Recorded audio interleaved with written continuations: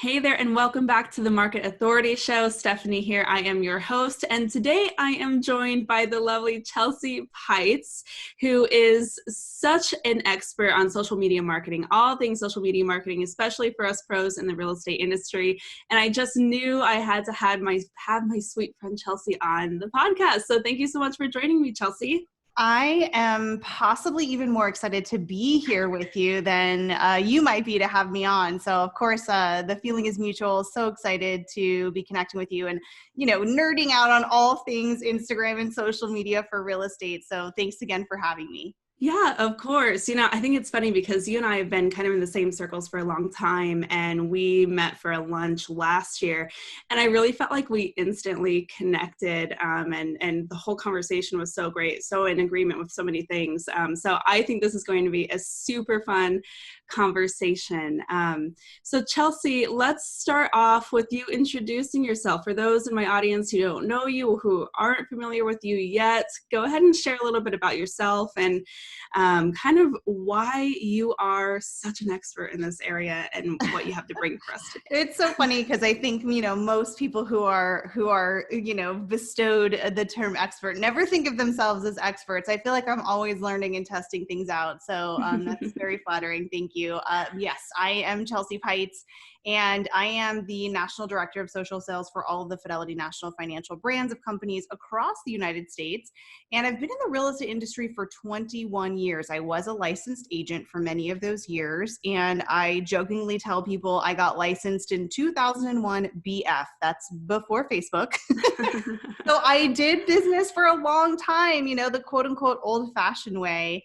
And, goodness, if I had social media back then, I probably would still be, in real estate. And, it's always, hindsight thinking, oh my gosh, I should have set up that YouTube channel 12 years ago. But it was really, really fun. I really enjoyed working with buyers and sellers. And I was in new homes. I was in residential resale.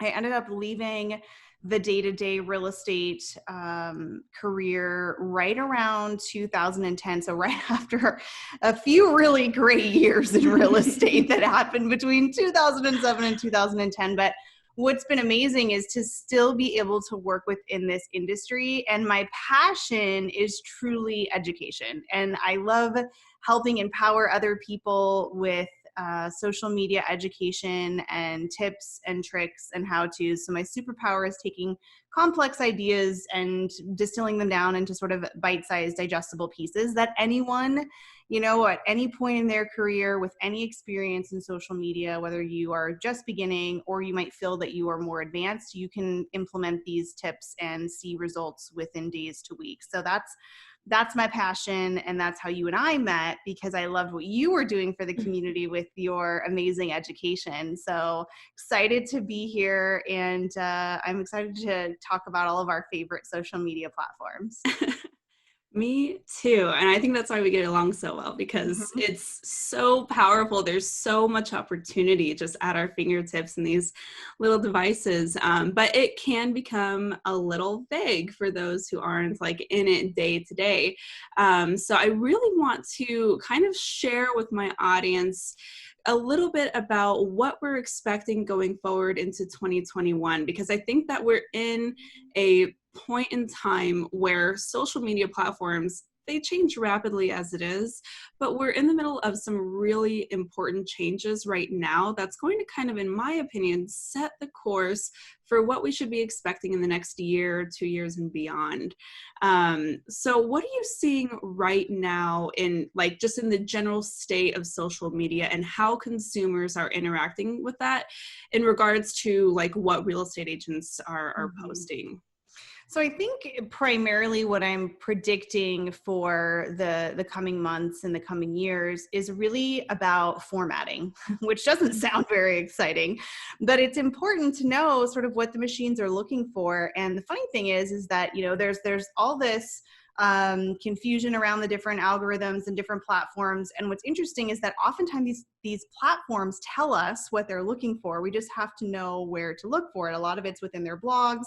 And it is hard because unless you're in the business like we are and we're living and eating and sleeping and breathing social media, the average user isn't going to find that information. So I'm excited we're going to be able to share that today. I want to talk about all the three major platforms and sort of what I think is coming for all of them. So I will start with Facebook. Facebook has recently released several tips about video creation and optimization. And this is nothing new. Video has always been big on Facebook.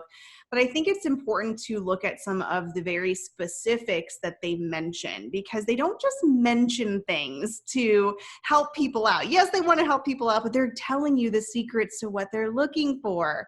So a couple of things that I have noticed is they are looking for longer form videos on Facebook, and specifically that time frame is about 3 minutes or longer.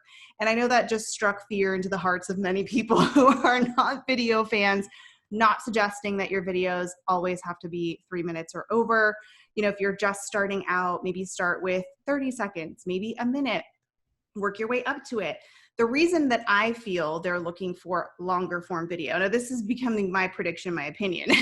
I'll give you the data and the stats, and then I'll tell you my opinion on it. Sure. They're saying 3 minutes or longer. In my opinion, I think that's for two reasons. Number one, their main competitor is YouTube, and they're trying to become more like YouTube and increase watch time, dwell time, viewing time on those videos so that this becomes your TV essentially. The other piece of it is ads.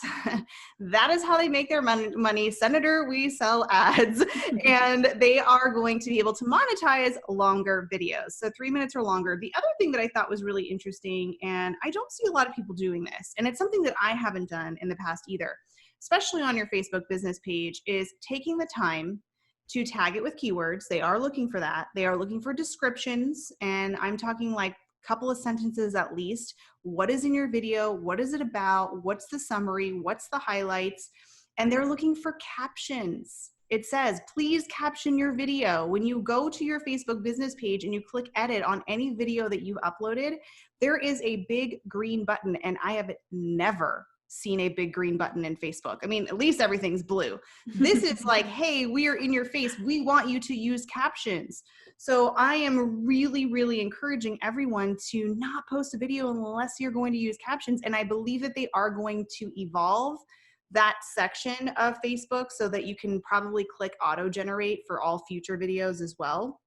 So those are some tips there. So if you're not captioning, now's the time to caption. I love the app Mix Captions. I don't know if you've ever used that, but it's my favorite. Mix, so that was going to be my next question. So Mix, like M-I-X? M-I-X, Mix Captions, and it is paid, but let's be honest. If you want something that's pretty darn accurate and easy to use, you're probably going to pay for it.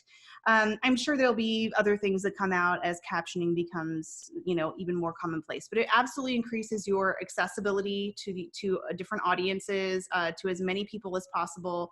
It also allows people who may be listening without the sound on to consume your content, and all of that text is readable. So all those keywords that are happening are readable. So that's what I'm, you know, seeing in Facebook. Now, moving over into LinkedIn, which I know if you're listening, may have been a while since you've been in LinkedIn. I'm excited that you're going to touch on LinkedIn, because LinkedIn has a pretty big, you know, part of my 2021 strategy. So let's hear it. Yes. So LinkedIn has just rolled out LinkedIn Stories, and anyone who's familiar with Instagram is very familiar with Stories.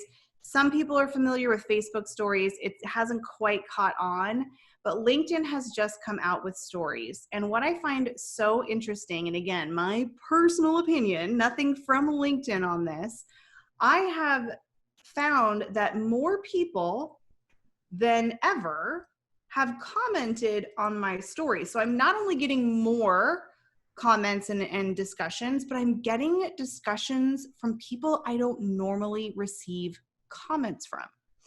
So I started wondering why that might be. And so LinkedIn is, generally speaking, a more professional-based platform. There's a lot of what we call quote unquote thought leadership content, a lot of content asking for insights and advice and feedback and what are your thoughts on X, Y, and Z. And in some cases, I think that can be very intimidating for people. You know, they may not want to feel like, oh gosh, maybe I'm not an expert in that topic. Maybe I don't have time to sit and think of a 3-sentence statement. And so I think some people hold back. But when you're in a private one-to-one direct message with someone and they're telling you exactly what to talk about and they're not worried about other people seeing it, that's what I think is powerful about LinkedIn stories. I think that it's a conversation conduit. I think this is going to start many more conversations, especially because I am not the type to direct message a perfect stranger and then start talking about, business. And I don't recommend that. So now there's something for me to talk about, and this might be somebody that I don't really know, and they're giving me the topic to talk with them about. So I think that's going to be a big trend in 2021 on LinkedIn. But some LinkedIn users are not happy that stories are there. They're afraid, it might become more like Facebook and Instagram. They think that it might lack some professionalism. In my opinion, you can be human and professional. I don't see a dividing line that you can't be a human being and show your face and still be professional. So now we're going into Instagram, which is my favorite platform to talk about. So you and I were chatting before the show about sort of what I've been predicting for Insta, and they've recently come out with Instagram Reels, which basically is TikTok and Instagram. And certainly that's going to be their major push. And I'm encouraging everyone to start using sort of that video micro content and start going deep into it now, because this is like when somebody said there's this thing called YouTube 12 years ago, and don't you wish you had a channel, right? Yeah. So now we're telling you, we're here. We're saying, hey, this is Instagram Reels. Now's the time to start using it. And it's so much reach. They're posting it to the Explore tab. But more importantly, this is the part I don't hear people talking about. When you create Instagram Reels, and also when you create IGTV videos. So we almost have two ends of the spectrum. We have the micro video content on one, which is Reels. You have the macro, which is the longer form video content. What a lot of people aren't realizing is that when you start posting these videos, you get something on your Instagram profile, which is a dedicated tab. So now a couple of things happen. Number one, behavior training. If I'm going to people's profiles and I'm getting used to seeing multiple tabs and I go to yours and you only have two, I might not know right away that something might be off, but subconsciously I'm like, something's different about this. Or how come this profile has so much more content I can look at? Now, our goal is to keep people on our profile as much as possible. The other piece of this is that now I can give people a variety of content. They can watch my stories. They can watch my highlights. They can look through my feed if they want to look at my posts. If they want to look at short form video content, they can watch my Reels. If they want a tutorial, they can go to my IGTV. So now I'm giving more context about me, my brand, who I am, raising my credibility and authority, and I have those two dedicated tabs. The other thing too is that if I wanted to create ads, I can create ads and custom audiences of people who've watched my Reels and IGTV videos and serve ads to those people. So it's a really great way to round out and optimize what I call your Instagram website by having those two tabs on your profile. And it's also what Instagram wants you to use. When they give you a tab, they're telling you, we'd like you to use this. So start using it. And then also I've heard there's testing. Dedicated tab for Reels on the home feed, dedicated tab to possibly stories. So I think that tells us that they're heavily focused on those two pieces of micro content. And so it makes me wonder, where's the feed going to go? Is there going to be a feed in a few years? How is it going to change? How will they do ads? I don't know about you, but I don't look at the feed nearly as much as I used to. I go right to stories and I watch those because I prefer a more human experience. Yeah, I couldn't agree more. There's a couple of things that I want to break down from what you shared already that was like kind of mind-blowing. So I love where your mind is at with a lot of these things. Let me unpack a couple of things, and I want to actually start kind of where we're talking about with Instagram now. Let's stay in that realm for a minute because I think that there are some really important things to kind of tease out. So it's clear, especially from like your opinion, I share this opinion too, that Instagram is wanting to push for more multi-dimensional content. We want our micro content. We want some long form stuff in there too, all with the aim of probably mixing it up and keeping it engaging for our audiences. But when you are throwing words out like that with, you have to do your Reels and your stories and your IGTV and your posts, where I always hit a wall with the agents that I coach is they hear that amount of content that they have to create, and they go, oh crap, like, Yeah. why even start? I'm not a content creator, I'm a real estate agent. How am I even supposed to be that person that has all this amazing content for my audience? What do you say to those agents who balk when you go in this direction? Well, first of all, I can relate because I feel that way too. So I just want everyone to know that I'm a human. Even though that I am a content creator, I've written several books, and there are still days when I think, oh my gosh, I have nothing to say. So I totally get it. It's just, and you're human, and that's okay. You don't have to post if you're not in the mood. We still need to show up and engage, and engaging, commenting over contenting is always going to be more important and valuable in the end, is creating those relationships. But yes, there's a lot of stuff. So I want to talk about mindset around a platform with a lot of stuff. Okay. When we look at like a TikTok or a Twitter, which, full disclosure, I do not spend a lot of time in either. So I'm not an expert in those arenas. It's kind of just one thing, right? It's like going to a shoe store. I'm not going to find a purse in the shoe store. It's just, that's what it is. It's a specialty store. Now, when I go to Target is where I get into trouble, because they have shoes, and they have food, and they have wine, and they have clothes. And then I'm like, oh my gosh, I need to buy all of this stuff, right? And so I'm spending more time in Target than maybe I would in a specialty store. So Instagram, while it does have a lot of places, some people say, oh, it's bloated, it has too many things, it's adding on all this stuff, it's too confusing. I totally could agree with that. There's a lot of stuff going on, and you don't take it all in at once. You, just like Target, you go down one aisle at a time. And so what happens is, now on Instagram, if I get tired of watching stories, I can go shopping. I can go watch reels. I can go find a tutorial on IGTV. So there's a lot of things that I can do. So there is opportunity there. And so the first thing I would say is, don't get overwhelmed. Go down one aisle at a time at Target. And, sometimes I go to Target and I'm actually really focused, and I only go down 3 aisles and I find exactly what I need. Sometimes I feel like, oh, I just want to go spend some time, walking around, and maybe I'll look at everything and I'll go from one end of the store to the other. So I would start with one focus. I would say, okay, first of all, let me get my profile, updated, optimized, and go from there. Then I would start with actually engaging proactively. I wouldn't even make comment. I would just become the super fan of other people's content. Then from there, because I am passionate about it, I would say stories. So I haven't even said make a post in the feed yet. We didn't even come to that. So It's get set up, understand how to use it, start being a super fan, and then I would go to stories, because stories is going to help you get better at reels and IGTV and live video and all the other things. Yeah.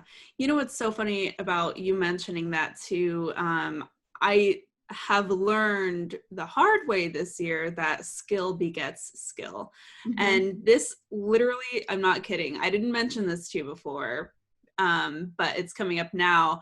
When we had the last time we met over lunch, we were talking about TikTok, and you had asked if I was spending a lot of time in there. And I didn't have a lot of trust with TikTok. I didn't really understand it. And I didn't understand how to monetize TikTok in the way that I can monetize Instagram. And I mentioned that to you, and you gave me kind of a look. And looking back, I now understand what that look was. And it was, listen, if you are able to capitalize on TikTok, understand how those features work, understand like the cadence and the language of that platform, you can carry those skills onto other platforms, which now that's reels on Instagram. Yeah. And that was a really powerful lesson for me. And I would say I'm better at growing my real estate business on Instagram more than a lot of people. And I was still having to learn those new things and learn those new skills and get acquainted to it. So there is so much value in looking at it as an investment standpoint. And I think it's really funny that agents are willing to invest thousands with, for online leads with all the companies that we all love to hate. But we aren't willing a lot of times to invest a couple of hours just to learn how these really important platforms work. So I think that's a really important point on mindsets. So going forward then, what's an agent to do now? For 2021, there's going to be changes coming up. how can they, with that mindset, just begin putting their foot in the door and understanding that, like, hey, things are going to change, but every little bit is going to help? Like, what's that first step for somebody who just hasn't quite gotten it yet? So I think the very first step, as I mentioned, is truly not even focusing on creating content, because that can be overwhelming, not only in the topic, the idea, but the formatting and the editing and figuring out your hashtags and all of that. Like, I get it. Like that can be a lot. So before we even get there, I think that a lot of people don't think of comments as content. And so that's where I would absolutely start on any platform. This should be your number one thing that you're doing every single day on every platform. Then what I would focus on is, when you're learning something new, and I'm still learning Reels, and there's always something changing, and there's always a new button, and I'm always trying to figure out what's happening there.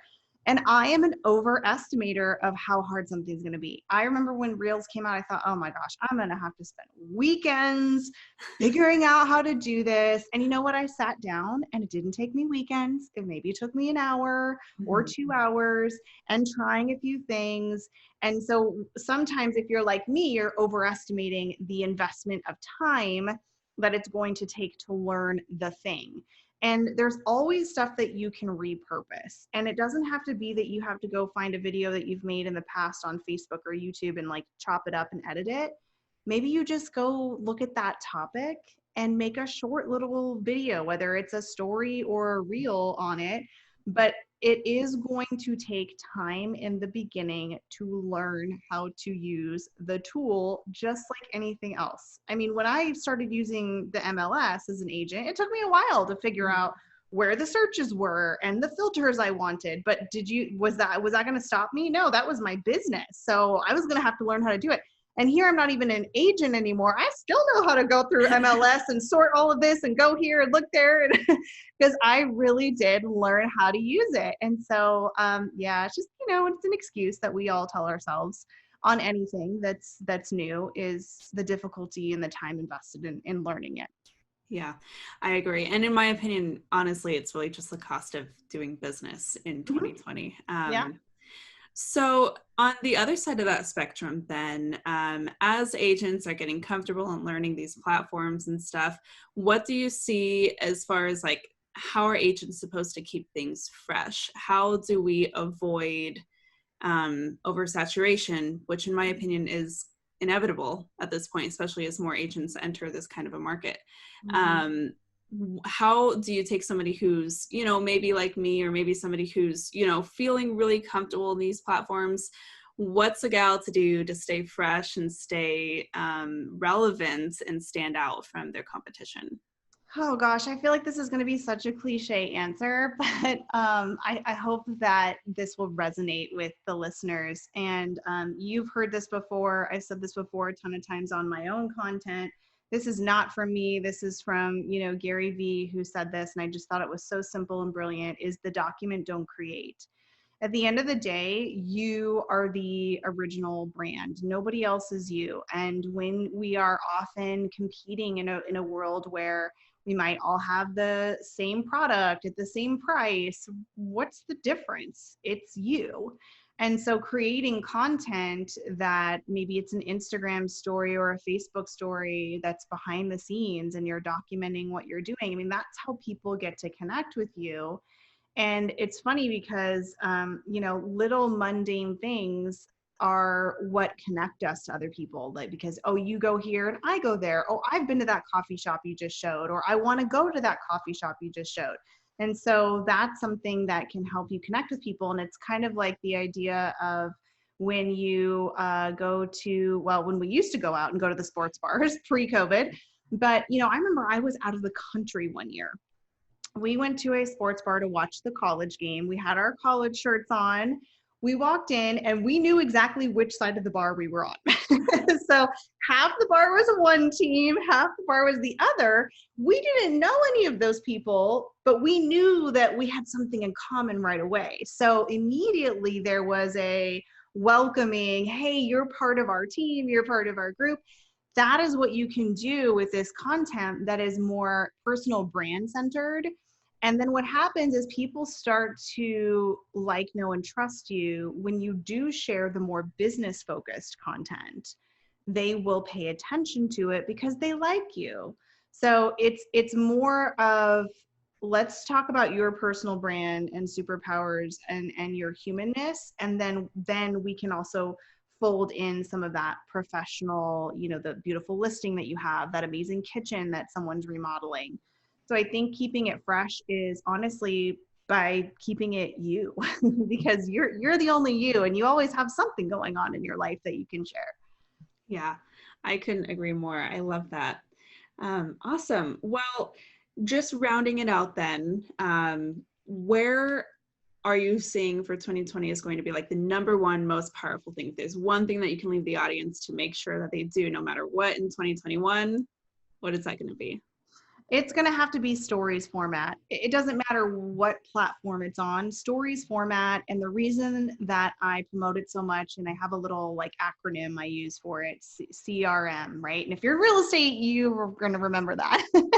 It's camera first, which means generally speaking, your face is going to be in it, which is so powerful and humanizing, especially in times when we're almost exclusively digital, whether by choice or because of, current events. And it's real time, which is going to be about attention, right? So if I know if I don't tune in, I'm going to miss your story. And if I get used to looking at your story, I'm going to tune in. And the last piece, the M, is message enabled.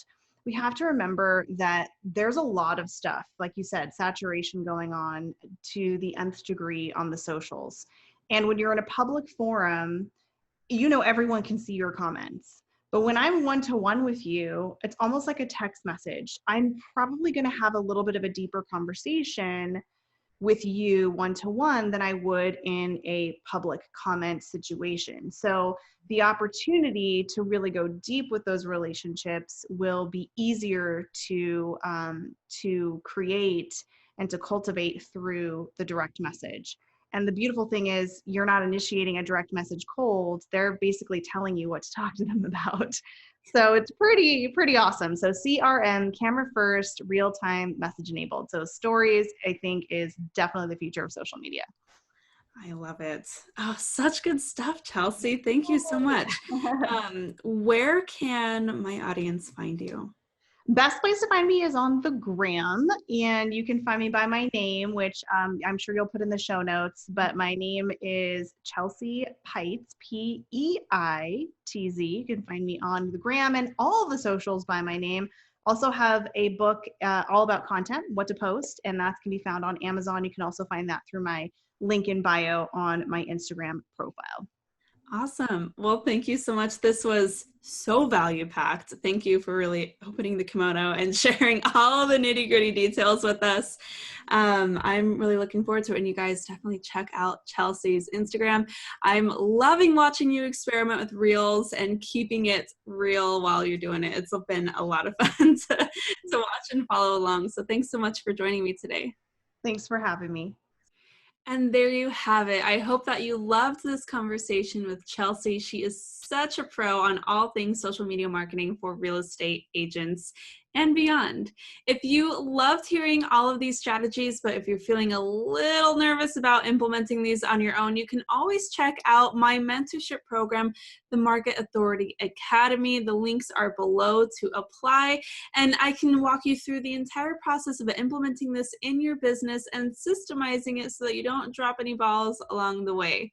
Hope that you found this super helpful, and thank you so much for tuning in. Until next time, keep on crushing it.